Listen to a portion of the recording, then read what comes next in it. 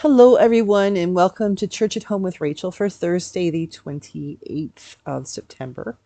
Um, I am out on my back deck again, and I just realized the chair I'm sitting in at the table is really low. I haven't eaten dinner out here at this table. I have to get a pillow or something. Um, it's still beautiful weather in Wainwright. I'm really enjoying the end of September. And so taking advantage of this time as much as I can to be outside is great. How about you? Are you having good weather where you are? Hopefully, I haven't been listening to news, so hopefully the heat waves have ceased and desisted. And those of you who are in the southern states or those places that are absolutely screaming hot have cooled off a bit. I do carry you in my prayers, and I really do hope that everybody's doing okay. What I'd like, first of all, I'd like to say this video is a test to see whether or not my husband actually watches these videos because he's away in Montreal all week and I'm wearing his favorite keep calm and let the chaplain handle it sweatshirt. And if he knew I was wearing his sweatshirt, he'd probably try to behead me or something. Um, he'd be worried that because I'm a sloppy eater, he'd probably be worried that I'd spill something all over it. But we'll know if he watches these videos if he comments on this because I don't think he does. He won't even know the difference.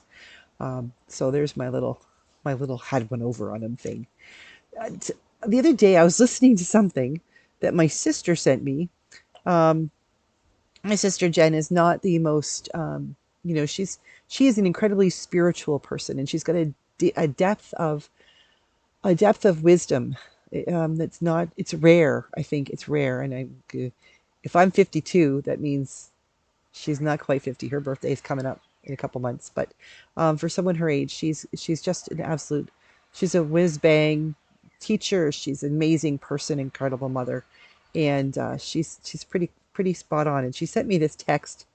God bless her. It was around about 6:30 in the morning where she is, which means it's 4:30 in the morning where I am. And my watch went off and woke me up to tell me that she texted me I have to watch this video. So I did watch it, not then, later on in the day, but I did watch it, and it spoke to me exactly what I needed to hear. And she said, like, I don't know why, but I feel prompted that you need to watch this video, so I did. Appreciate it. But one of the things that came out of that video, or something similar to it, because once I started watching that video, it sort of went down a wormhole to see what the speaker was talking about. Um, Her name is Priscilla Schreier, Schreier, and she is an evangelical from the States in Texas, I believe. Not all of her theology lines up with mine, but a whole heck of what she has to say really resonates with me. So if you ever have a chance, check her out. But she's talking about, in one of the videos, she's talking about women and preparing to give birth. And we all know that panic. We don't have to be moms, I'm not one, to know what it's like to know that if we find out that a woman is going into labor too soon, we know that there is something wrong. Like we don't want that to happen. They try hard to stop the labor, to make sure that the baby isn't born too soon. Because one of the things that can happen is if a baby is born too soon, its lungs won't be fully developed. And now there are medicines and techniques that they can do in the hospital to help to keep that child safe and healthy and keep them alive as their lungs continue to develop or to speed up the development. But ideally, that child needs to stay in utero, need to stay inside mom until all of the parts of the body are completely grown and matured to the point where that baby will be ready to take that first breath out in the world and handle all that comes with it. So the importance of not giving birth until the right time. And one of the things that Priscilla was talking about was emphasizing, you know, our understanding of when things should happen versus God's understanding of when things should happen. And I am a prime example of this because God and I almost never agree on timing. I am always more impatient than God is. But this idea that if you give birth too soon, the baby won't be ready for the life it's called to lead.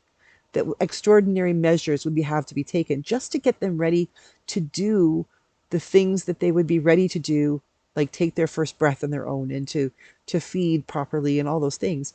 If the baby is given birth, if you give birth too soon, then the baby has those extra steps they have to go through that wouldn't be necessary if they'd been able to wait and go and be born at full term. Well, it's the same like in our lives. When we have a dream or God is calling us to do something and we have this, this is what I'm going to do and this is what I'm called to be, this is how I'm going to handle everything. We have this idea that this is the timing that should happen. If we force it to come, if we force the birth of our dream or whatever it might be that's happening, if we force it to come too quickly, then it's not ready yet. It's not fully formed. Will not be prepared for God's purpose. There's a reason why things take time. There is nothing in creation that just pops into the world here like that, fully formed, ready to go. Jesus wasn't even fully formed. Jesus came to earth not as an adult ready to take on the world and say, okay, here you go. I am God incarnate, fully human, fully divine. Jesus himself even had to be placed within Mary and then go through 9 months of this gestational process so that when Jesus was born and took his first breath, even his lungs were fully formed and ready to go, wailing into the world, here I am, world, look out, as every child does. And then Jesus had to grow and learn and develop and mature into the person that God was calling him to be so that the world could receive him as its Lord. There is literally nothing that is just born perfect and ready to go. Now, we take a look at animals, how quickly, like a horse or a calf, when it's born. But even when it's first born, it's a bit of time before it's able to stand up and feed and do all those things. It's really quick, but it's not instantaneous. But it also had to go through that time of gestation inside its mother's womb, where it was preparing for what would happen on the outside. Sorry, I just wrapped my knuckles on the table. The same thing can be said for us. Any dreams that we have, anything that we feel called by God, or even if you're not a Christian or a God follower, anything that you're thinking, like a dream you have, or a goal that you have, or a project you want to start, you just don't wake up in the morning and say, I'm going to rebuild an engine of my car. You have to figure out, you have to know how to rebuild the engine. You have to learn about mechanics. You have to do the work of discovering what it is you're going to do. You have to go buy the parts. You have to assemble them, probably, if you're a teenager, all over your parents' driveway, much to their chagrin.